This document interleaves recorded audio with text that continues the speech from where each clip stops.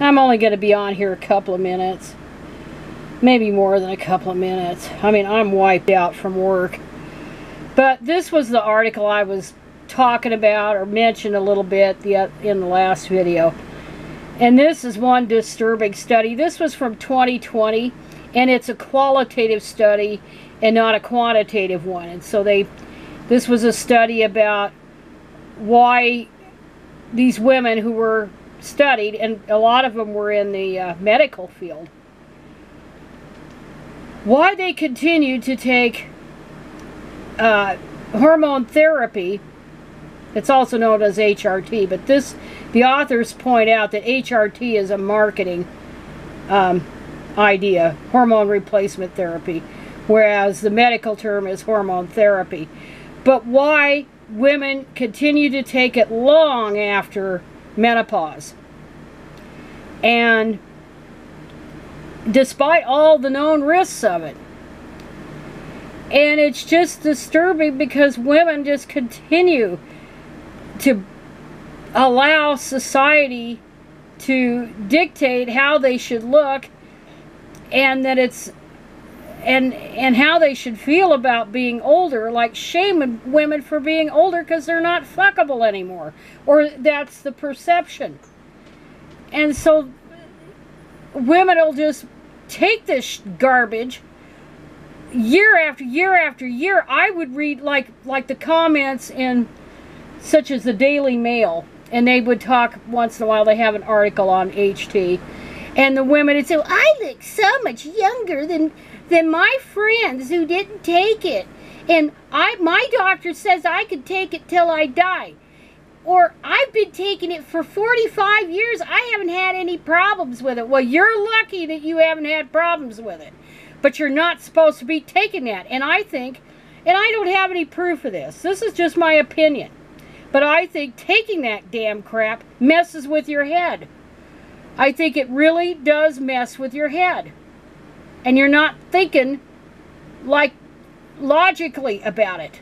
That this stuff can kill you.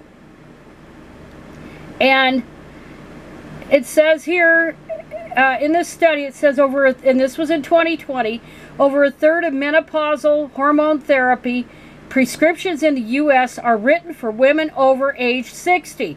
A scandal. A scandal right there. Use of HT more than 5 years is associated with increased risk for cardiovascular disease, breast, ovarian, and endometrial cancers, thromboembolic stroke, gallbladder disease, dementia, and incontinence.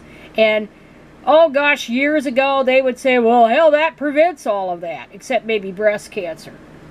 So if you don't want to get these diseases, take estrogen, because that's supposed to be a disease preventive. No, that's not what it's designed for. And the only time it should be used as any kind of preventive is if the patient is a woman who is at risk for severe osteoporosis, because that has been linked to helping women with that. But other than that, forget it. Should get off of that as soon as you can. But no, they want it. They want to stay moist, you might say, down there. And there's other alternatives to that.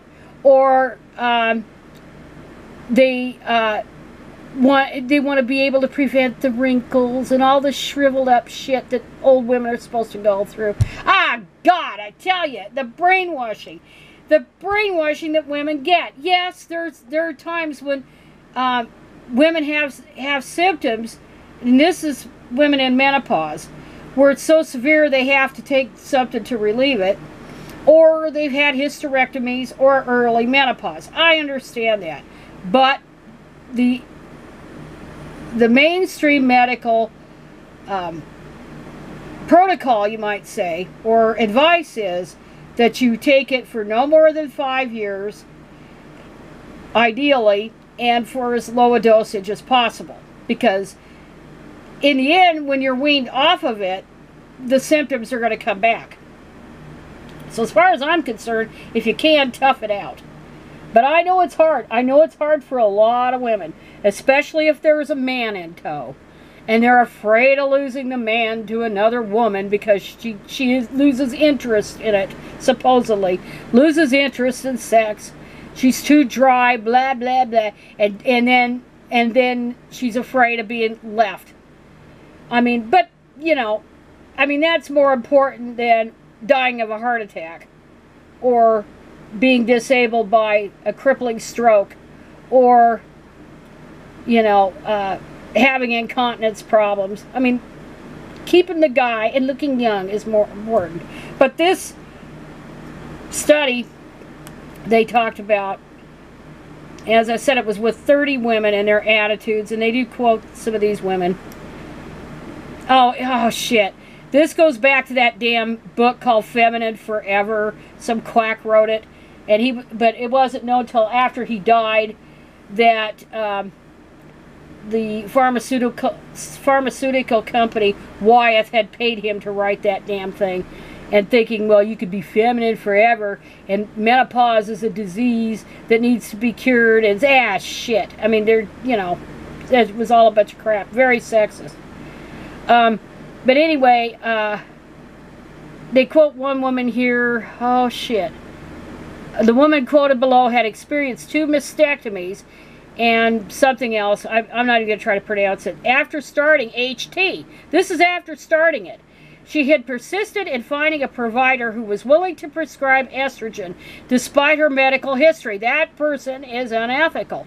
Without HRT, I would not feel feminine, and explain further. So it always seemed to me that estrogen was a natural substance that your body produced. And when you're young and you're healthy, you feel well. When you go through menopause and you stop producing estrogen, you don't feel as good. So to replace it seemed like a natural thing to me. It didn't seem foreign or harmful because it was just giving back to you what you had before. And here she has all that health problems. And then it quotes some other people here. Control of aging. Interview data suggests that maintaining one's sense of self was a major concern among participants. While not all credited HT for cosmetic benefit, all asserted that HT helped them maintain some aspect of physical and or mental function. They associated with youth and health. Most mentioned using HT to prevent diseases associated with aging. Of course, that's all lies. And then physical activity, they talk about, and of course, sexual health. Of course, you know there's often a man in the picture, or potential man in the picture. Participants hypothesized that if they stopped taking HT, they would be unable to enjoy sex due to vaginal symptoms and loss of desire. There's vaginal dryness, which is big. You know, I still have a very nice sex life, and I'm afraid that if I stopped taking them, it would affect that. And I'm not ready to give that up. And so I don't want to give that up. I think if I didn't have a partner that was still sexually active, I would be more willing to give it up. You're willing to die for it. Some assume that women who did not use HT were unlikely to want sex or enjoy it, thus conveying their underlying assumption that HT was necessary to maintaining or enjoying sexual activity after menopause. Oh my God. All kinds of stereotypes, all kinds of aging stereotypes. And then there's lots of other quotes and stuff. And then, of course, disease prevention. And women had heard from doctors and popular media, and also, you could say, YouTube, that HT may prevent cardiovascular disease, dementia, and other conditions such as hypertension and osteoporosis. Participants suggested that preventing disease balanced possible risks. Never mind that many of the things that these pharmaceutically backed doctors are saying prevents disease if they take HT. Actually, those diseases can result from taking HT. And yeah, I mean, it's all just nonsensical. And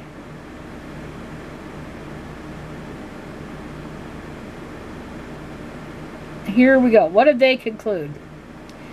Findings from this study suggest that prolonged use of HT is driven to a large extent by societal anti-aging views and a belief in HT's anti-aging efficacy. Our findings provide an additional perspective on previous work suggesting the pharmaceutical industry has leveraged older women's self-esteem, vanity, and fear of aging to sell hormones through marketing practices designed to shape the beliefs of both clinicians and patients. Our results also suggest that long-term users either do not believe the evidence of the risks of prolonged HT or place lower priority on these risks relative to what they perceive as benefits, such as youthful appearance, energy, and identity. Efforts are needed to clarify uses of HT that are efficacious and medically supported and to communicate the risks of prolonged HT. Because marketing messages may masquerade as science, increasing public awareness of drug marketing practices such as ghostwriting is also necessary. So yeah, you have doctors on the take that are being paid by the pharmaceutical companies to promote the advantages of HT. But this, even though this is a qualitative study, it's still just, it was just disturbing as goddamn hell. And the women, I think, they had interviewed women who were, oh hell, let's find it. There's 30 women.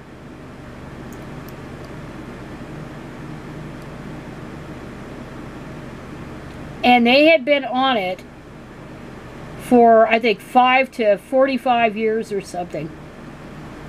And I mean, why the hell would you be taking it for 45 years? Oh my God.